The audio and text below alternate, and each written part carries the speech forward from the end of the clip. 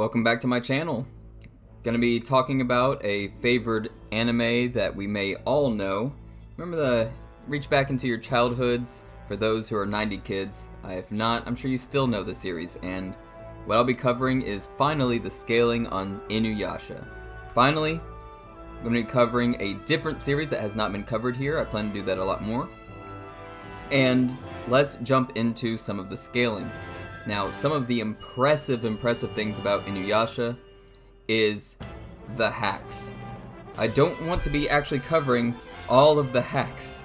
Alright, what I want to be covering is how potent the series is. I can touch on speed and other things at a different time, but for this video, I want to show you just how potent Inuyasha actually becomes. And I have a pretty good host of feats to show you.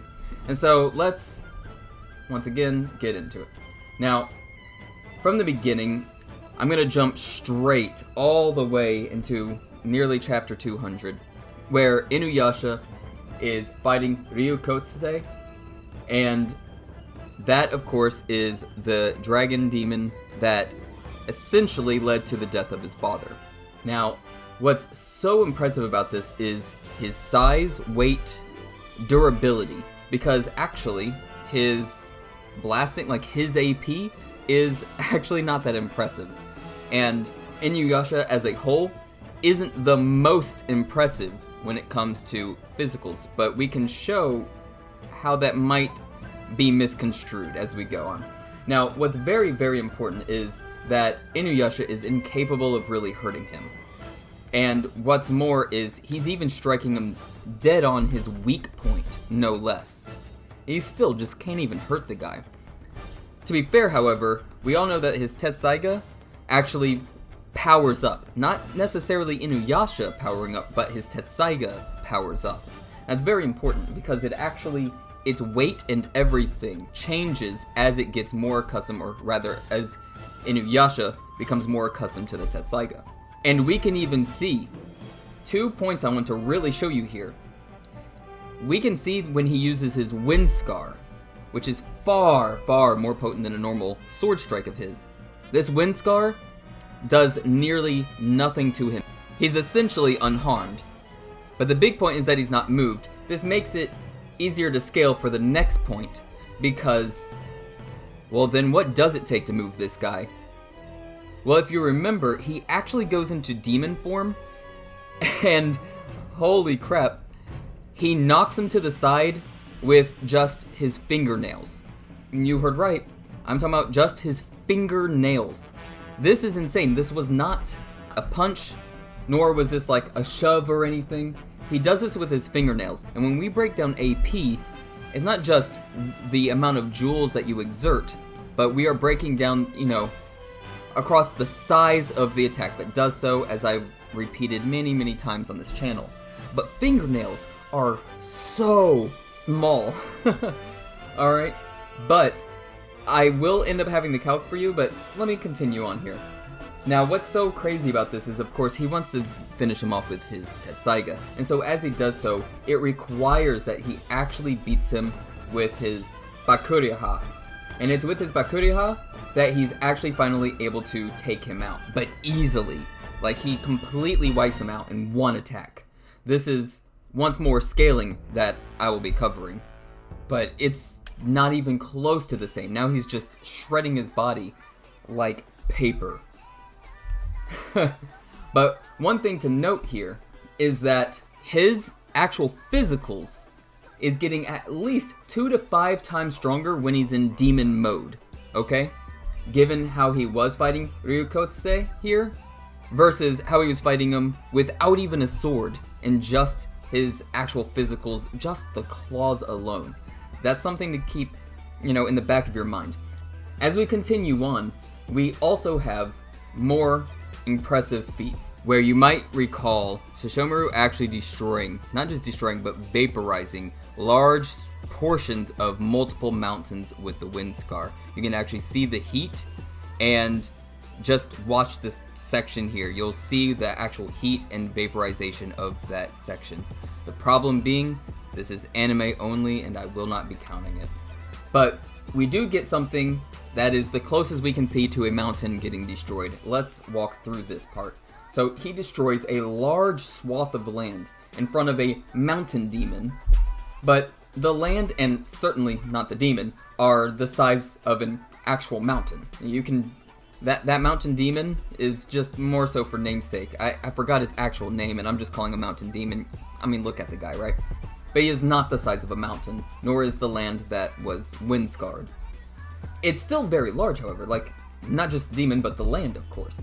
All that said, him blowing away all that land was more of a DC, with the destruction requiring large AoE, like, feat, without any scaling, of course. But we can actually get some more scaling behind that. See, that same mountain demon, it's actually killed but by 3 small Gyoja blasts. Again, when we're talking about AP, look how small they are, and they completely annihilate this guy.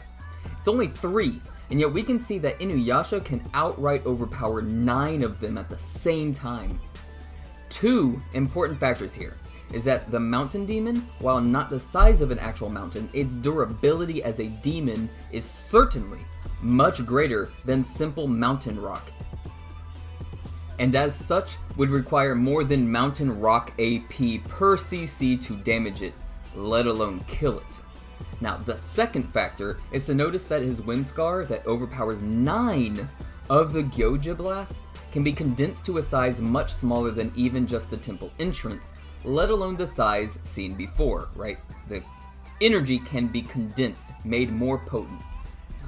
Let alone the backlash wave, or his Bakuryaha, that can easily overpower his own full power wind scars.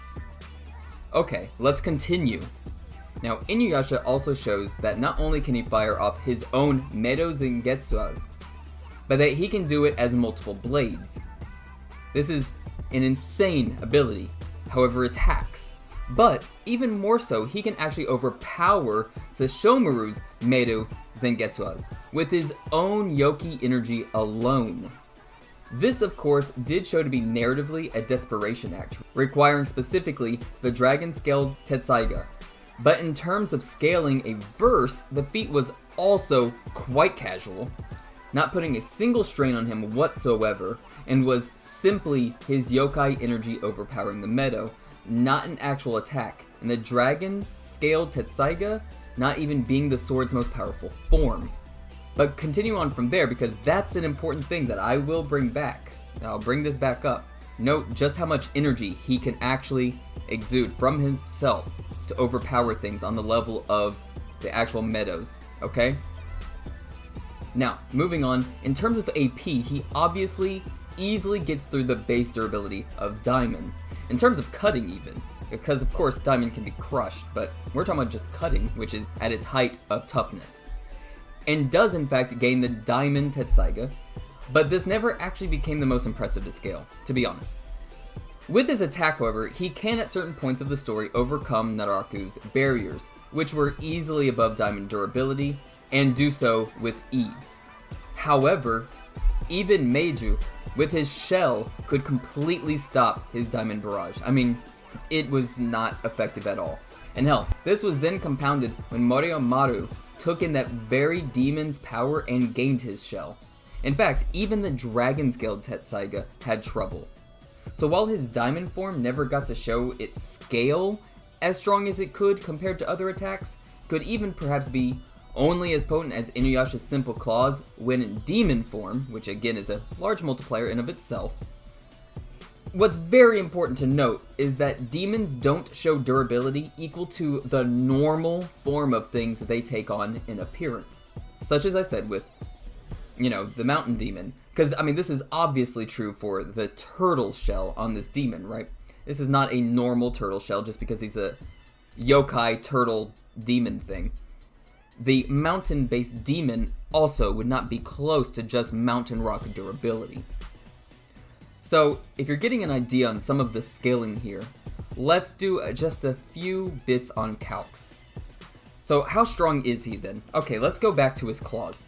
Now, what's very impressive here is that generally I break things potency-wise down to the cubic centimeter, so small. Okay, this generally makes things appear weaker than they ever would be naturally because, I mean, if somebody hits with a fist, if you as a body, durability wise, can take on the full force, like the full size of that fist hitting you, you are taking the energy in joules equal to what the fist can put out, not a single centimeter cubed, of course. But some people do feats based on like the tip of a sword. Some people use just their fingernails. And that's why, to have fair comparisons, I break everything down to a cubic centimeter, though it does lower the numbers. But Inuyasha here is coming out to cubic centimeter of nails to only like 1.17 cubic centimeters. You can see here, they are long, but the general like size of nails for males is coming out to about 12.8 millimeters in width.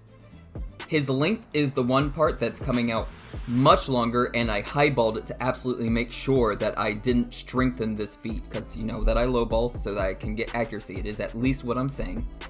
But then, of course, also, the height is no more than 2 millimeters general on thickness for nails as well. And his isn't, you know, some crazy thick nails. And all that considered, it's barely above a single centimeter cubed. But let's look at actual his energy. You can see it here. This man is putting out this much joules of energy, minimum, aka enough joules to wipe out a town per centimeter cubed. The potency of claws come out such that, given their size, none of them breaking. Again, we know this wasn't a punch, a shove, it was just merely the claws themselves. Just under town level to still definitely town level in AP, given the level of lowballing happening. So what's his more impressive AP then? Let's keep going. Now of course we have Wind Scar, and with how it scales up as the sword gets more powerful, it ends up getting to, at minimum, average town AP. No longer at the bottom ends of things, okay? Now we're comfortably within town busting and raw AP, not merely DC, even given the general high AoE of the attack that is present in many cases. Again, however, this is with how it scales above other low AoE / DC feats. Now we get to Diamond Barrage. There isn't much to cover here other than the fact that it is several times more potent, capable of outright piercing through many things the Wind Scar couldn't. This includes Naraku's impressive barriers, and simply, you're looking at around just under, I mean extremely close to large town busting AP. Not quite there, just under that. But it's when we get to the Bakuriha that things get taken up a notch. This move actually has insane scaling behind it, because we've only gone from the very bottom of town level to we're still in the height of town level now. But it's actually with Bakuriha alone that, aside from the obvious of sending the opponent's energy back, we can see it has enough energy to send back his own levels of energy back, plus more. That's important. Remember how his energy became so much it could overpower an entire Meido, and we were scaling end of series Inuyasha. Now, to be fair, that wasn't an attack with AP when he overpowered the Meido with his energy. So comparing it to attacks with AP to send back wouldn't be fair, but what is fair is understanding that it can, at minimum, send back attacks at the level of his own Wind Scar, which we verbatim see, but also his Diamond Barrage, through the general scaling and amount of energy he can output. And it's through that scaling, plus the energy that end of series Inuyasha can put out, that can also be sent back. We're looking at a minimum of around this many joules of energy per centimeter cubed. Or, I could say we are now comfortably hitting the highest ends of large town level. We weren't even in large town level, we're almost out of it, purely on Bakuriha alone. But man, we still have dragon-scaled Tetsaiga as well as the Black Tetsaiga, capable of sending out those Meido blades. However, for those who are paying attention, you'll see that the video is coming a bit closer to the end, and it's because I'm not trying to pump out 50-minute videos anymore. I'm just trying to stick close to the scaling. But here's the thing. So, dragon-scaled Tetsaiga and the Black Tetsaiga, they are indeed stronger than all the other forms. Problem, however, is that neither really have higher end AP feats, other than simply outscaling, capable of doing what past versions couldn't. With the Medo, again, being purely hacks and not having any AP at all. But what we do know, given the scaling and how close Bakuriyaha is to small city level, is that end of series Inuyasha absolutely gets to around that mid-range small city level in AP. And I don't mean AP in terms of just what his sword is putting out, but I mean down to the centimeter cubed. Very importantly, I'll say again, in AP down to the cubic centimeter. That's an extremely small amount. So, I hope you enjoyed the video, of course. If you really liked it, then, it always helps if you like, comment, and subscribe. Can't say that enough. I know that you hear that phrase all the time, but it really does help. No wonder anybody says it, right? But I mean it, it really helps. So if you could, please like, comment, and subscribe. It all helps the channel so much.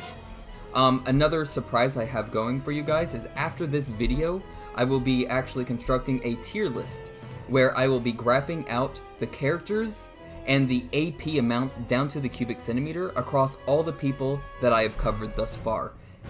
And just show how everyone ranks when we actually compare those characters' AP to each other and not simply DC values.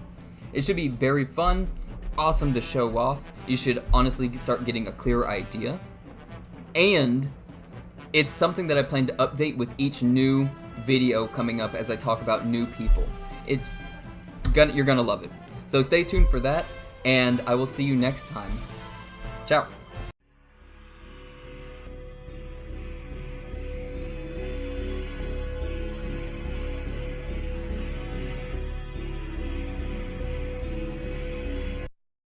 Pastor.